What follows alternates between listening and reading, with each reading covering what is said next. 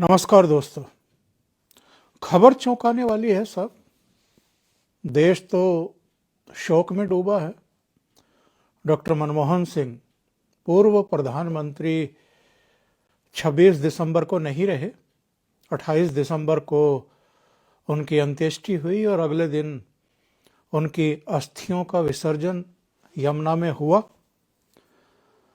और आज सुबह ही सुबह भारतीय जनता पार्टी के जो आईटी सेल के प्रमुख हैं अमित मालवीय, उन्होंने एक ट्वीट करके एक दावा करके ये चौंका दिया लोगों को कि राहुल गांधी इस समय देश में नहीं है। और उन्होंने ये भी दावा किया है कि राहुल गांधी वियतनाम चले गए हैं नए साल का जश्न मनाने के लिए। अगर ये खबर सही है तब कुछ गंभीर प्रश्न खड़े होते हैं, और अगर ये खबर सही नहीं है तब अमित मालवीय पर कार्रवाई होनी चाहिए मानहानि की, कि वो एक फेक न्यूज़ फैला रहे हैं। लेकिन उनके दावा करने के कुछ ही समय बाद कांग्रेस के एक नेता का ट्वीट आता है और उनका कहना है कि ये राहुल गांधी और उनके परिवार की निजता का प्रश्न है। इस तरह के सवाल नहीं उठाए जाने चाहिए कि वो देश में हैं या विदेश में हैं। लेकिन अभी तक भी कांग्रेस का जो मीडिया विभाग है और उसके जो प्रमुख हैं, जयराम रमेश हों, पवन खेड़ा हों या दूसरे लोग हों, या कांग्रेस पार्टी के जो सीनियर मोस्ट नेता हैं, केसी वेणुगोपाल हैं या दूसरे लोग हैं, उनकी तरफ से किसी तरह का कोई स्पष्टीकरण आया नहीं है। ऐसा क्यों है? ये भी एक बड़ा प्रश्न है साहब, कि उनकी तरफ से कोई प्रतिक्रिया इस पर नहीं आई है। लेकिन अगर राहुल गांधी वाकई विदेश यात्रा पर चले गए हैं, वियतनाम या कहीं भी, और उनका हेतु विदेश जाने का कोई आकस्मिक नहीं है, यानी वो सिर्फ नए वर्ष पर जो वो उनका और उनके परिवार का एक रहता है कि नए साल पर वो कहीं विदेश में ही जश्न मनाते हैं या नए साल को अपने तरीके से मनाते हैं, क्या ये उसी परिपाटी को आगे बढ़ाने वाला उनका फैसला है? अगर ऐसा है, और मनमोहन सिंह को अभी गुजरे हुए अधिक समय बीता नहीं है, 26 को उनकी डेथ हुई है, अभी हम 30 तारीख को बात कर रहे हैं। केंद्र सरकार की तरफ से, यानी देश की मोदी सरकार की तरफ से 7 दिन का राष्ट्रीय शोक, राजकीय शोक ऑलरेडी घोषित किया जा चुका है। भारत में भी सभी मुख्य जो संस्थान हैं, संवैधानिक संस्थान और सरकारी संस्थान, उन पर तिरंगे आधे झुके हुए हैं। पूरी दुनिया में जहाँ जहाँ हमारे मिशन हैं, यानी दूतावास हैं, उच्चायोग हैं, वाणिज्य दूतावास हैं, उन सब पर भी राष्ट्रीय ध्वज आधे झुके हुए हैं। कांग्रेस ने डॉक्टर मनमोहन सिंह की अंत्येष्टि को लेकर के, अंत्येष्टि स्थल को लेकर के और उनके स्मारक को लेकर के पिछले 3-4 दिन में जिस तरह की बयानबाजी की है, जिस तरह का वितंडा खड़ा किया है, उसको लेकर के भी तमाम सवाल उठ रहे हैं और लोग ये जानना चाहते हैं कि कांग्रेस डॉक्टर मनमोहन सिंह को एक सिख प्रधानमंत्री बता करके राजनीति करने पर क्यों आमादा हैं। वैसे तो जब 26 तारीख को उनकी डेथ हुई, उसकी शाम से ही चीजें शुरू कर दी गई थी।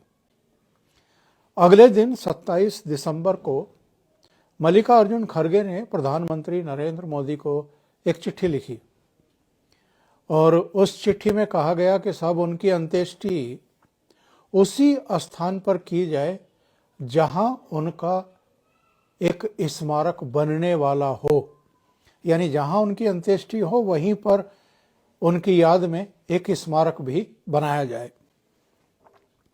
गृह मंत्री अमित शाह ने डॉक्टर मनमोहन सिंह के परिवार को भी फोन करके इसकी जानकारी दे दी। और आपको याद होगा 26 दिसंबर को मनमोहन सिंह गुजरे और 27 दिसंबर की सुबह 11 बजे प्रधानमंत्री नरेंद्र मोदी ने अपनी कैबिनेट की बैठक बुलाई थी। उसमें डॉक्टर मनमोहन सिंह के लिए एक शोक प्रस्ताव भी पारित किया गया और उसी में यह फैसला भी ले लिया गया था कि उनका एक स्मारक बनाया जाएगा दिल्ली में। अब वो कहाँ बनाया जाएगा, जमीन कहाँ उपलब्ध है, उसके लिए कुछ औपचारिकताएं होती हैं। एक ट्रस्ट का गठन करना होता है, ट्रस्ट को सौंपना होता है, फिर सरकार उसके लिए पैसा आवंटित करती है, एलोकेट करती है, तब वो बनता है। लेकिन इसमें भी कांग्रेस ने एक सिख प्रधानमंत्री का अपमान करके एक मुहिम चलाई और मुहिम चला करके भारतीय जनता पार्टी के नेतृत्व वाली केंद्र सरकार को कटघरे में खड़ा करने की कोशिश की। एक तरीके से उनको बदनाम करने की कोशिश की कि जैसे वो सिखों का अपमान कर रही है, उनका सम्मान नहीं कर रही है। अतीत में ऐसे कई प्रयास पहले भी हो चुके हैं। जब 13 महीने का वो दिल्ली में आंदोलन चलाया गया था, तब भी अधिकांश उपस्थिति पंजाब के सिख किसानों की ही थी और उस समय भी कुल मिलाकर के कोशिश ये थी कि पंजाब में भी और पंजाब के बाहर भी, हरियाणा हो, दिल्ली हो, दूसरी जगहों पर हो, जहां भी सिख रहते हैं उनको भड़काया जाए और मोदी सरकार को सिखों के खिलाफ साबित किया जाए। इसकी एक वजह तो ये हो सकती है कि प्रधानमंत्री नरेंद्र मोदी और उनकी सरकार ने चाहे करतारपुर कॉरिडोर हो या सिखों के जो भी मॉन्यूमेंट्स हैं उनको भव्यता प्रदान करना हो, या जो सिख गुरुओं की संतान थी उनके जन्मदिन को एक बड़े पैमाने पर मनाने का उनका फैसला हो, या कई दूसरे फैसले हों, वो सब किए थे। और कांग्रेस का अतीत जो है वो सिखों को लेकर के ऐसा दागदार है कि वो मिटता नहीं है। इंदिरा गांधी की हत्या के बाद जो कुछ दिल्ली और दूसरे शहरों में हुआ था, करीब 3000 सिखों का कत्लेआम किया गया था, बर्बरता के साथ उनकी हत्याएं की गई थी, उनके गले में जलते हुए टायर डाले गए थे। आज भी दिल्ली में और दूसरी जगहों पर उन सिख परिवारों की जो हालत है वो देखी नहीं जाती है। उनका जो दुख दर्द है और उनको न्याय पाने के लिए जो भटकना पड़ा है, और अभी भी न्याय मिला नहीं है। जो दोषी थे उन दंगों के, उनको सजाएं मिली नहीं है, वो सिंचों के पीछे पहुंचे नहीं हैं। तो या तो कांग्रेस पार्टी इससे घबराती रहती है कि अगर सिख भी उनके हाथों से निकल गए और वो भारतीय जनता पार्टी की तरफ चले गए तो इनका क्या होगा। और ये हम आप सब जानते हैं। हालांकि सिख कम्युनिटी की जो आबादी है पूरे देश में वो 2-2.5% ही है, इससे अधिक नहीं है। हाँ, पंजाब में वो डिसाइडिंग फैक्टर हो सकते हैं, लेकिन पंजाब में भी चूंकि हिंदू डिवाइडेड है, इसलिए जो सिख हैं उनको प्रतिनिधित्व करने वाले ही अधिकांशतः मुख्यमंत्री बनते रहे हैं। हम इस बहस में भी नहीं पड़ेंगे कि वहाँ हिंदू डोमिनेटेड हैं या सिख डोमिनेटेड हैं, या निर्णायक कौन है और कौन नहीं है। बात है कि सोच क्या है। और जो कांग्रेस खेल करती रही है ऑपरेशन ब्लू स्टार की नौबत क्यों आई थी? भिंडरावाला पैदा किसने किया था? और उसके बाद इंदिरा गांधी की हत्या। उससे पहले जो हमने काले दिन देखे थे पंजाब के और पंजाब के आसपास के, उसकी नींव कहाँ से पड़ी थी? उसके पीछे कौन सी ताकतें थी? क्या हम भूल सकते हैं?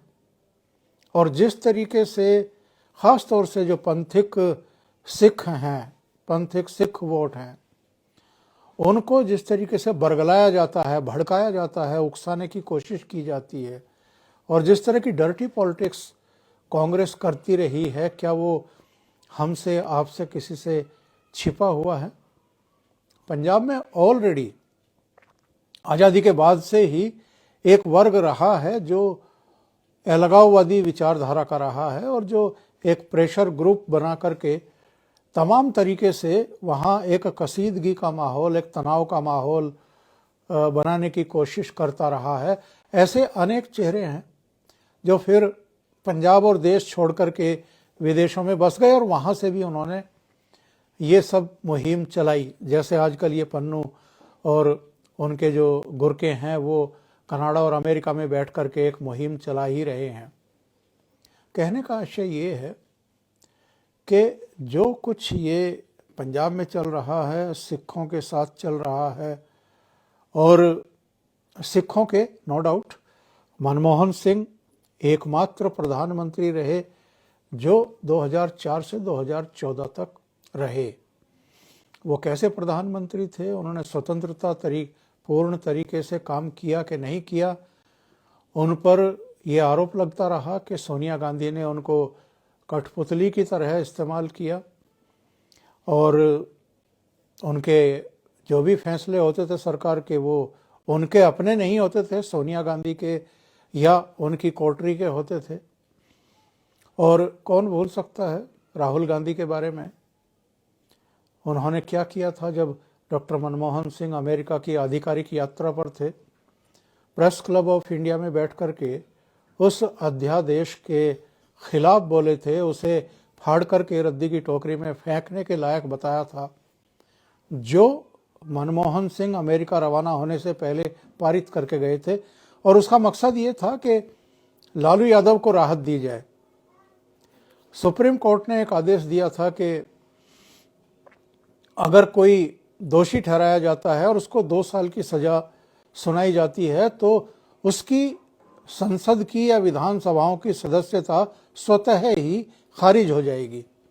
ये अध्यादेश ला करके सुप्रीम कोर्ट के उस आदेश को उलट दिया था मनमोहन सरकार ने, और राहुल गांधी ने उस अध्यादेश की मुखालफत की थी, उसका विद्रोह किया था प्रेस क्लब में आकर के देश के और विदेश के मीडिया के सामने। यानी जो मनमोहन सरकार की कैबिनेट ने एक अध्यादेश पारित किया था, उसको कूड़ेदान में फेंकने लायक बता करके राहुल गांधी ने संवैधानिक तरीके से चल रही सरकार को और प्रधानमंत्री को, उनकी कैबिनेट को एक तरीके से अपमानित किया था। वही राहुल गांधी जब से मनमोहन सिंह की डेथ हुई थी, उनकी डेड बॉडी उनके घर में रखी हुई थी, और दूसरे दिन एक दिन छोड़ करके 28 को जब उनकी अंतिम यात्रा चल रही थी तो वो भी उनके परिवार के सदस्यों के साथ ट्रक पर सवार थे। और तब कांग्रेस पार्टी लगातार बयानबाजी कर रही थी नरेंद्र मोदी सरकार के खिलाफ। तो बहुत सारे लोगों की समझ में आ रहा था कि ये मनमोहन सिंह की लाश पर राजनीति कांग्रेस कर क्यों रही है। लेकिन वो वाकई राजनीति कर रहे थे, ये तो उन्होंने साबित कर दिया। अगर वो ऐसे समय जबकि देश में तो 7 दिन का शोक मनाया जा रहा है और वो अगर वियतनाम गए हैं छुट्टियां मनाने के लिए या नए साल का जश्न मनाने के लिए, तो बहुत गंभीर बात है, ये बहुत गंभीर घटना है। वैसे राहुल गांधी इससे पहले भी कई अवसरों पर बेहद महत्वपूर्ण मौकों पर अपनी पार्टी को छोड़ करके, उस चुनौती को छोड़ करके विदेश यात्राओं पर पहले भी निकल चुके हैं। ये कोई नई बात नहीं है। लेकिन इसकी पुष्टि होनी बाकी है। अगर ये घटना सही है तो अगेन राहुल गांधी यही सिद्ध कर रहे हैं कि वो राजनीति बिल्कुल नहीं जानते हैं, और इसी तरह की जो उनकी हरकतें हैं वो कांग्रेस पार्टी को एक नॉन सीरियस संगठन और पार्टी के रूप में तब्दील कर रहे हैं। और अगर कांग्रेस पार्टी राज्य दर राज्य चुनाव में विफल हो रही है लोगों का विश्वास जीतने में, तो उसके पीछे राहुल गांधी की इस तरह की जो नीतियां हैं या हरकतें हैं वो भी जिम्मेदार है। अभी के लिए इतना ही। बहुत बहुत धन्यवाद जुड़ने के लिए। अगर आपने अभी तक फॉलो नहीं किया है, सब्सक्राइब नहीं किया है, तो फॉलो और सब्सक्राइब जरूर कर लें। बहुत बहुत धन्यवाद। नमस्कार।